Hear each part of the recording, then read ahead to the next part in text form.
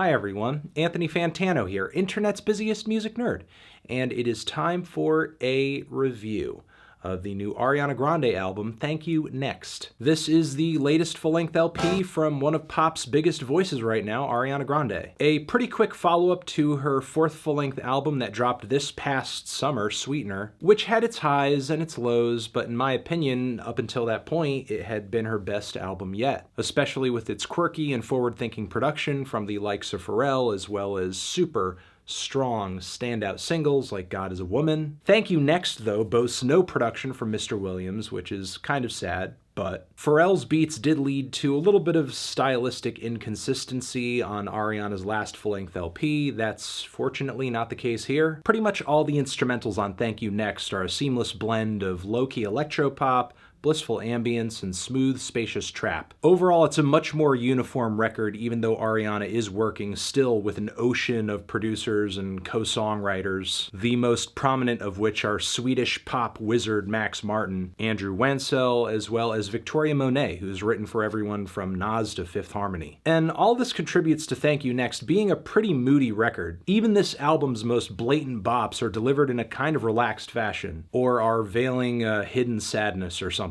So Ariana's definitely approaching this new record with a different sound, a different attitude, and even though this record might represent a pretty quick turnaround and transition, that's partially because it's almost like it's been a lifetime since Ariana's last record, at least in terms of life-changing events, as she broke off her engagement with Pete Davidson, Mac Miller, who she was with in one of her longest and closest relationships, passed away, and unfortunately a lot of listeners, especially American ones, are quick to forget the Manchester bombing, the negative effects of which still loom over Ariana today. Maybe that partially has to do with Ariana putting on such a brave face after it, which Sweetener seemed to be to some degree, but on Thank You Next, it's like all of these negative experiences are finally compiling to a point where she can't pretend it's not getting to her anymore. And now all of this stress is manifesting itself in some really negative behaviors for Ariana that she's trying to address here. Because Thank You Next isn't so much about addressing or changing root problems, but really kind of head-on facing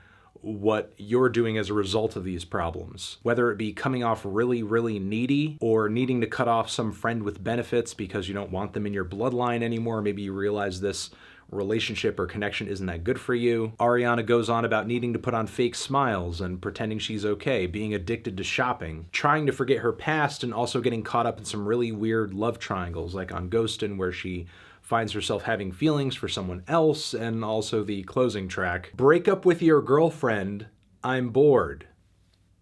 It's a good title. Due to all the introspective and personal themes throughout this album, this is easily Ariana Grande's most vulnerable record yet. And honestly, it's kind of depressing for a pop record. But for such a dark release, it does kick off with a very heavenly opener, the song Imagine. It's this really smooth, idyllic R&B jam in 3/4, essentially about being in this really blissful honeymoon stage with a guy. It's not the most distinct track on here, but it does have some sweet and nimble vocal lines, and essentially comes off like a really vivid fantasy that Ariana is longing for. The track also hits this really grand instrumental finish with some strings and some pianos, and Ariana reaches up into her vocal register and pulls off like these super insane octaves that sound like a whistle, or maybe even like a throwback to the kind of vocal acrobatics Mariah Carey used to do back in the day, like reaching up into frequencies only dolphins could hear. The record immediately goes into way more somber territory with the song Needy, whose instrumental sounds like it's being played out by the lonely keys of a toy piano from the Ghost dimension. The song never really picks up the pace or gains a strong beat, and it doesn't need it. Ariana sings with a lot of passion and conviction on this track, and the tune is strong enough that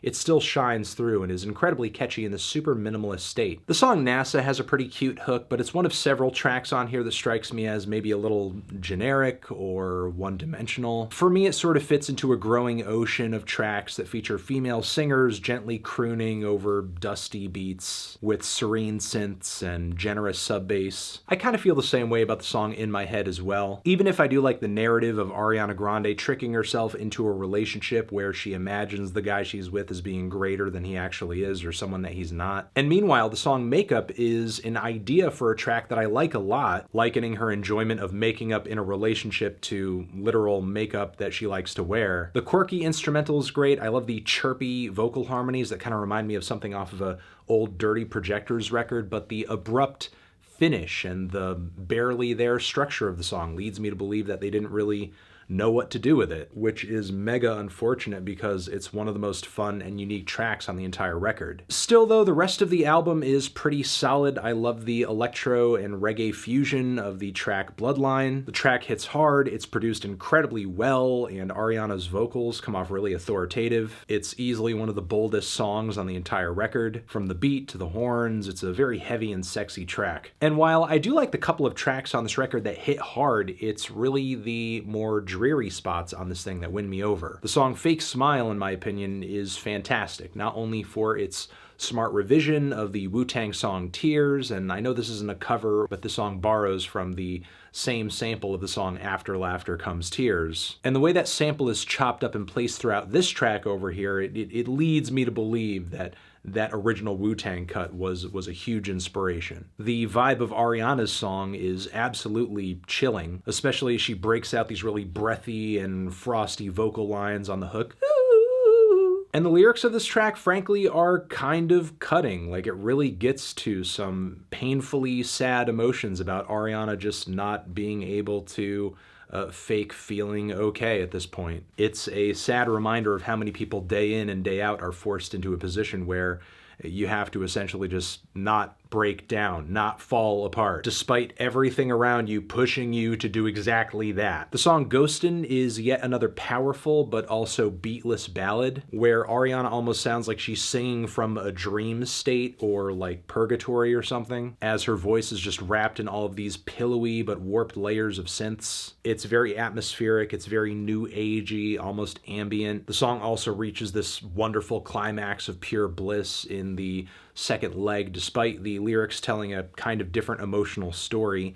As far as the ending of the album goes, it finishes pretty strong. The song Seven Rings, while it did underwhelm me at first, it has grown on me in the context of the record a little bit. I think the beat is immaculate and pristine. I love Ariana's interpolation of My Favorite Things into the melody of the opener. I like the Biggie nod on the track, and the song's message of buying and retail essentially as like an emotional crutch is much clearer in the context of this entire record, which is all about crutches and all about just not being able to deal emotionally. And even though Ariana does pull from some pretty obvious places for inspiration on this track, ultimately I think it's catchy, I think it's a solid song, and the statement she's making with it clearly comes from a pretty personal place. The song Thank You Next serves as a pretty decent tie-up for the record. It's like a triumphant look back on a bunch of relationships that impacted Ariana emotionally, romantic connections that didn't work out but she still learned from and grew from. Admittedly, I didn't really think all that much of the track at first, as it seemed kind of bare bones, maybe a little rushed. I admit I wasn't super crazy about the track when I first heard it, but toward the finish of this record, I think it brings a great sense of closure. It's got a kind of celebratory tone that is very much needed at the end of all of these very dark and very moody cuts, and it sees Ariana reaching like a point of acceptance when it comes to all of this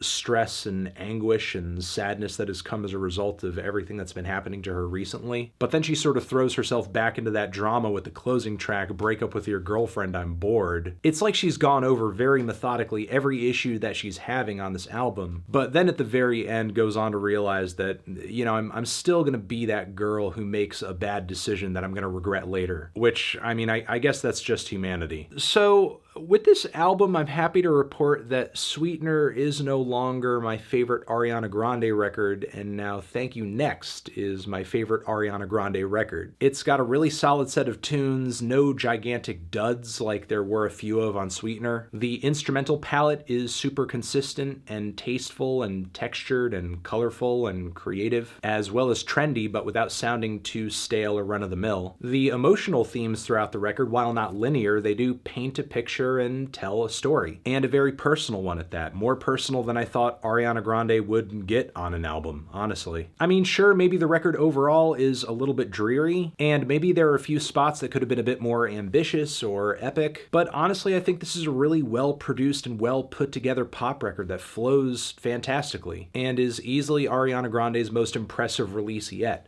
I'm feeling a light to decent 8 on this thing. Transition, have you given this album a listen? Did you love it? Did you hate it? What would you rate it? You're the best, you're the best. What should I review next? Hit the like if you like. Please subscribe and please don't cry. Hit the bell as well. Over here next to my head is another video that you can check out. Hit that up or the link to subscribe to the channel. Anthony Fantano, Ariana Grande, thank you next, forever.